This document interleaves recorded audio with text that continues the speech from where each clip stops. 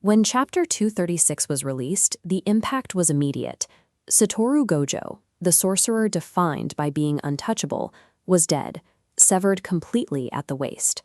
To imagine a path where he survives, we have to look past the shock and find a mechanical loophole that stays consistent with the established laws of cursed energy. In this system, cursed energy is generated in the gut. For a sorcerer to heal, that energy must flow upward to the brain, where it is processed into the reverse curse technique. This creates the bisection paradox. When the body is cut in half, the physical bridge between the gut and the brain is gone. Cursed energy can no longer reach the head to fuel the healing process. It simply dissipates at the point of the wound. On the other side of the battle, Sukuna had to cheat the system to landing that blow. He executed a binding vow to fire a chantless, instant attack in exchange for permanently handicapping his world-cutting slash in all future fights. Sukuna paid a heavy systemic cost for that kill. For Gojo to survive, he has to offer an immediate equivalent countertransaction to rebalance the battlefield.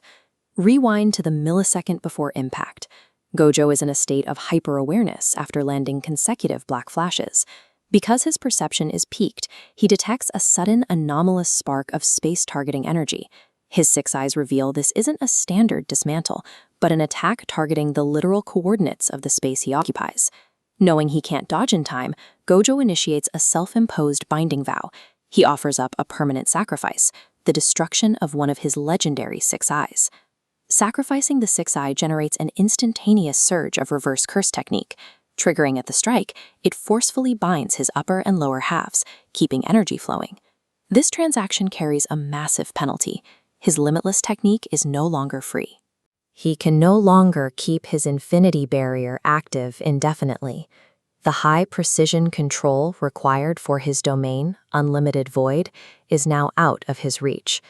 Gojo is still standing, but the transaction has stripped away his status as an untouchable god. He is now a mortal combatant who can be exhausted. As the dust settles, Gojo pushes himself up from the rubble alongside Kashimo. He is bleeding and half-blind, but he is still in the fight. In the original timeline, the Shinjuku raid was a suicide gauntlet. Sorcerers were forced to enter the battle one by one, acting as sacrificial delays to wear Sukuna down. The presence of a living, nerfed Gojo completely changes that blueprint. The battle ceases to be a one-on-one suicide mission and becomes a multi-front raid. Gojo transitions into a critical support role. He uses localized bursts of spatial compression to create brief, high-precision openings for Yuji and Yuta to exploit. Because his energy efficiency is crippled, he cannot sustain a prolonged solo battle. He is forced to rely on the strengths of his students, turning a series of separate duels into a unified assault. This shift addresses the core of Gojo's character. For his entire life, his absolute strength meant complete isolation.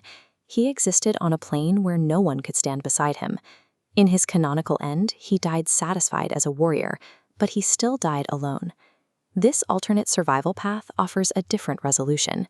By paying the price of his absolute power, he finally reaches his goal. He has successfully raised a generation of allies who are now his equals on the battlefield. The raid reaches its climax not with a solo purple, but with Gojo coordinating with his students to land the final blow against Sukuna together. When the smoke clears, Sukuna is gone. And Gojo remains, not as an untouchable deity, but as an exhausted, scarred human standing in the wreckage with Yuji and Yuta. This timeline proves that the cycle of sacrifice ends when the burden of the world is shared. Victory wasn't won by a single invincible god, but by a group of sorcerers who finally refused to fight alone.